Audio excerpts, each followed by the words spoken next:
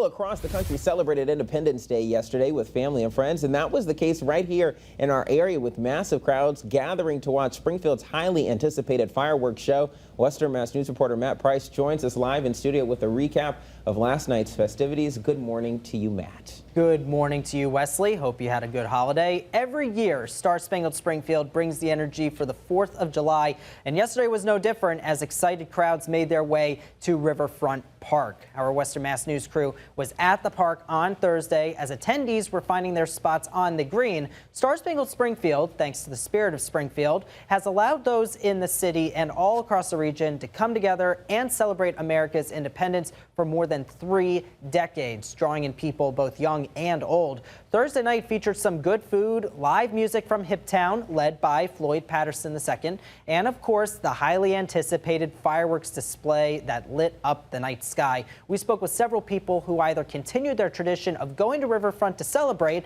or started a new one. This is my first time, yeah. We always participate in 4th of July. I don't remember one time where we didn't. Now, the fireworks were shot from Memorial Bridge, which had reopened a few hours ago after closing at 11 p.m. on Wednesday night. Cleanup will continue this morning in the Riverfront Park area, so all of you should just be aware of that. We'll hear from others who had fun overnight in our next half hour. But for now, reporting live in the studio, Matt Price, Western Mass News.